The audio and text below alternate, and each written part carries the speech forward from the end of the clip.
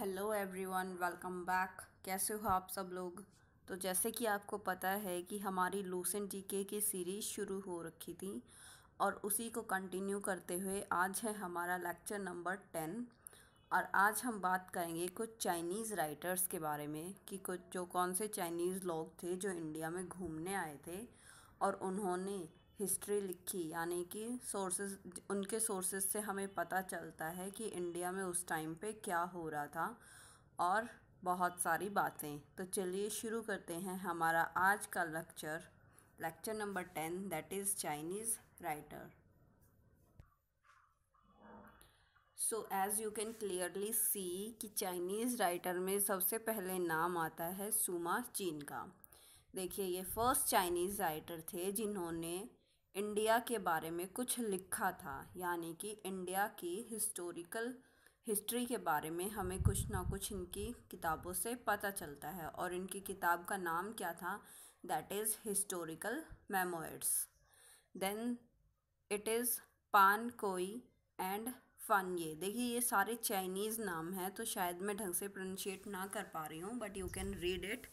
And इतना ज़्यादा important भी नहीं है क्योंकि जो मेन है वो मैं आपको बता दूंगी। मेन चाइनीज़ राइटर्स बेसिकली 3 ही हैं जो जिनको हम बार बार पढ़ते हैं, दैट इज़ फाइयान, ह्यूएनसांग और इट्सिंग। इनको ब्रीफ में जानेंगे, बाकी हम थोड़े बहुत पढ़ लेते हैं। तो सेकंड थे पान कोई एंड फन ये। देखिए, इनकी बुक थी annals of the earlier Hans, जो किसने लिखी थी? पान कोई ने।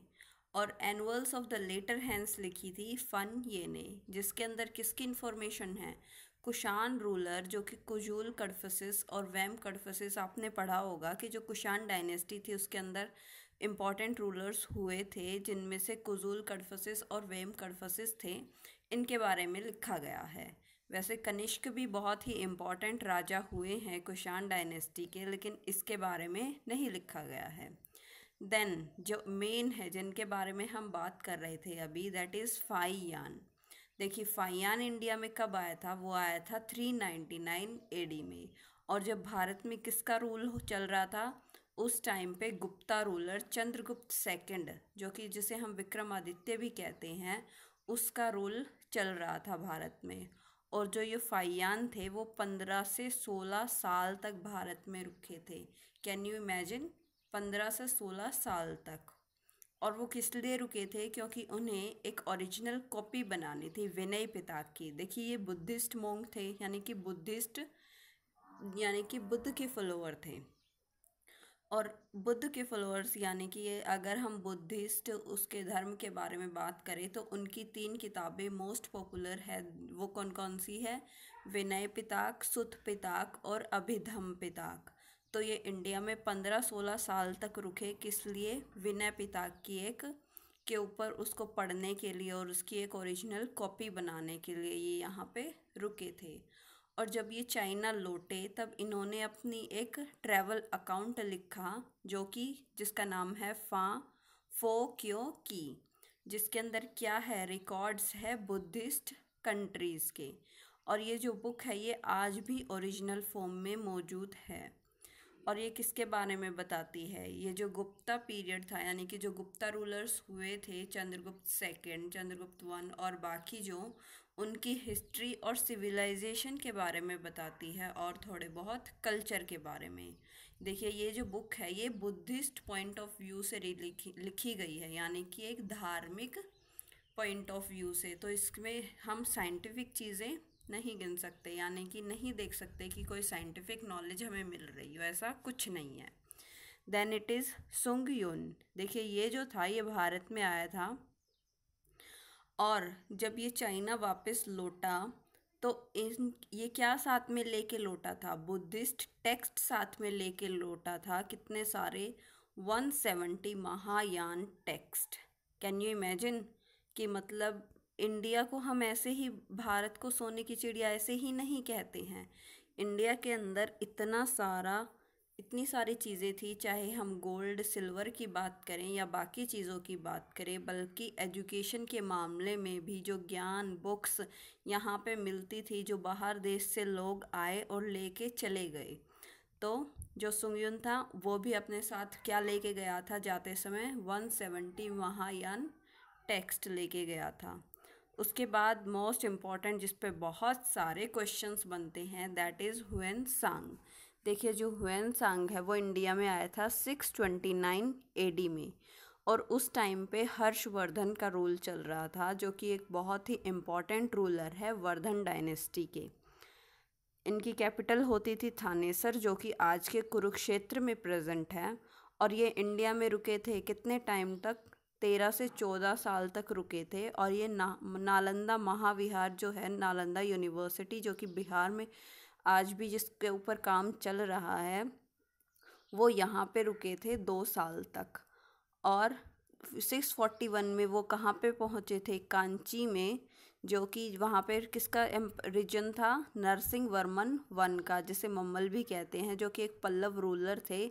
वहाँ पे भी वो काफ़ी टाइम तक रुके थे और उन्होंने एक बुक लिखी थी सी यू की, जो किसके बारे में है, वो भी बुद्धिस्ट रिकॉर्ड्स के बारे में है। और उसकी जो बुक थी उसके अंदर बहुत ही ज़्यादा इन्फॉर्मेशन थी किसके बारे में, हिस्ट्री और कल्चर की। जो हर्षवर्धन राजा था उसका एडमिनिस्ट्रेशन कैसा था, रिलीजियस पॉइंट ऑफ व्यू कैसा था, एजुकेशन सिस्टम उस टाइम पे कैसा था। और इससे हमें क्या मदद मिलती है, बेसिकली हम इसे कह सकते हैं इनकी बुक्स को और जो टेक्स्ट हमें मिले हैं उन्हें हम कह सकते हैं कि वो स्टोर हाउस है इन्फॉर्मेशंस का, जो कि हमें हेल्प करता है हिस्ट्री को जोड़ने में। कि जो हिस्ट्री इंडिया में लिखी गई है और वो उस टाइम पे ह्यूएन सांग आया था, उन्होंने अपने बुक में लिखी, तो वो किसी न किसी तरीके से मैच करती है, तो हम मान सकते हैं कि हाँ ये सच है। उसके बाद उन्होंने और भी कुछ चीज़ें लिखी थी, जैसे कि जो हूण रूलर थे मिहिर कुल, उनके बारे में भी लिखी है। और ह्यूएन सेंग को बेसिकली क्या कहा जाता था, किंग और प्रिंस ऑफ पिलग्रिम्स, यानी कि यात्रियों का राजकुमार इन्हें कहा जाता था। हुई ली नेक्स्ट इज, तो ये हुई ली कौन था, इन्होंने, ये ह्यूएन सांग का दोस्त था और उन्होंने ह्यूएन सांग पे ही बायोग्राफी लिखी थी। क्यों, मतलब जो ह्यूएन सांग था वो इंडिया में 15-16 साल या जितने साल भी रुक के गया था, तो उसने भी तो लिखा होगा ना कि मतलब इंडिया में क्या था, ह्यूएन सांग ने क्या किया, किस राजा से मिला, कैसे क्या देखा, ये सब चीज़ें उसने लिखी थी। देन इट इज़ इत सिंह। देखिए जो इत सिंह है वो सी रूट से आया था इंडिया में, कहाँ से होते हुए, सुमात्रा, जावा, ये जो आइलैंड्स हैं वहाँ से होता हुआ वो इंडिया में आया था। और वो कहाँ पे रुका था, नालंदा महाविहार में रुका था। इत सिंह जो था वो बेसिकली बहुत ही कम उम्र में आया था और वो एक स्टूडेंट के तरीके से आया था, जबकि हम कह सकते हैं कि ह्यूएन सांग जो था वो घूमने के पर्पज़ से आया था, एक्सप्लोर करने के पर्पज़ से आया था। और जो फाइयान था वो बुक लिखने के लिए आया था। लेकिन हम कह सकते हैं जो इत सिंह है वो स्टूडेंट के तरीके से आया था, पढ़ने के लिए, जानकारी इकट्ठा करने के लिए। वो महाविहार में, नालंदा महाविहार में रहा था 10 साल तक। और क्या क्या पढ़ा उसने वहाँ पे, कुछ संस्कृत टेक्स्ट और बुद्धिस्ट टेक्स्ट पढ़े, और फिर उसने अपनी बुक लिखी, a record of the Buddhistic religions as practised in India and Malay archipelago. देखिए आर्कीप्लागो होता है बेसिकली आइलैंड्स का समूह। तो मलय मतलब मलेशिया उस टाइम पे कहा जाता था, और इंडिया तो आपको पता ही है भारत देश। तो उसने लिखा कि जो मलेशिया और इंडिया, ये जितने भी, इंडिया बेसिकली कंट्री, और जितने भी ये छोटे छोटे आइलैंड्स हैं, यहाँ पे जो बुद्धिस्ट रिलीजन है वो कितना फैला हुआ है, लोग किस तरीके से रहते हैं, कितना फॉलो करते हैं, कौन सा धर्म डोमिनेट कर रहा है, इन सब के बारे में इत सिंह ने लिखा था। और ये इसकी जो बुक है ये हमें थोड़ी बहुत इन्फॉर्मेशन पॉलिटिकल हिस्ट्री के बारे में भी प्रोवाइड करती है, और बहुत सारी हिस्ट्री प्रोवाइड करती है बुद्धिस्ट रिलीजन जैसे कि मैंने बताया, और संस्कृत लिटरेचर के बारे में। और जो इत सिंह की बायोग्राफी है, यानी कि ऑटोबायोग्राफी, इत सिंह ने और क्या लिखा था, autobiographies of famous Buddhist monks, यानी कि जितने भी बुद्धिस्ट मोंक हुए हैं उनकी ऑटोबायोग्राफीज लिखने का भी काम किया था। और सोशल और इकोनॉमिक और कल्चरल लाइफ कैसी होती थी इंडिया के लोगों की उस टाइम पे, उन्होंने वो भी बताया है। और बहुत सारी चीज़ें बताई हैं कि ये किसके टाइम पे आया था। श्री गुप्त, जो कि गुप्ता रूलर का फर्स्ट रूलर था, मेन इम्पॉर्टेंट रूलर जिसने गुप्ता डायनेस्टी की स्थापना की थी, उनके बारे में भी इन्होंने बहुत कुछ बताया है। Then it is next, it is हुई चो। देखिए जो हुई चो था वो, देखिए जो हुई चो था उसने किसके बारे में लिखा कि जो यशोवर्मन राजा है कन्नौज का, उसके बारे में, और जो मुक्ति पैदा राजा है कश्मीर का, उसके बारे में। देन मतवा लिन, उनकी जो बुक्स है वो इन्फॉर्मेशन प्रोवाइड करती है कि जो राजा हर्षवर्धन था वर्धन डायनेस्टी का, उसने किस तरीके से कैंपेन किए थे ईस्ट की साइड। वो एक बहुत लंबी स्टोरी है, जैसे कि मैंने आपको बताया भी होगा पहले के लेक्चर्स में कि जो हर्षवर्धन राजा थे उसने कैसे ईस्ट की तरफ कैंपेन्स किए थे, और जब उनकी बहन को उठा के ले गया था शशांक, तो उसने किस किस तरीके से अपनी बहन को बचाया था और थानेसर से अपनी कैपिटल शिफ्ट की थी कन्नौज में। ये बेसिकली एक बहुत बड़ी स्टोरी है, फिर नेक्स्ट लेक्चर में कभी डिस्कस करेंगे। Next and last is Mohan. देखिए जो मोहन था वो इंडिया में आया था 1406 एडी में, एंड ही विजिटेड बंगाल। वो बंगाल गया था और वो इंडिया की जो रिलीजन था, रीजन था, या फिर यहाँ पे जितना भी न कल्चर था इंडिया का, वो उसे देख के इतना खुश हो गया था बहुत ज़्यादा।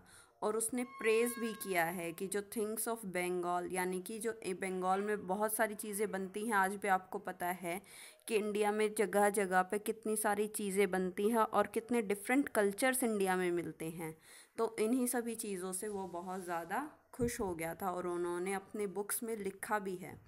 तो आज का लेक्चर यहीं ख़त्म करते हैं। आई होप आपको पसंद आया होगा हमारा लेक्चर। तो thank you, like share and subscribe.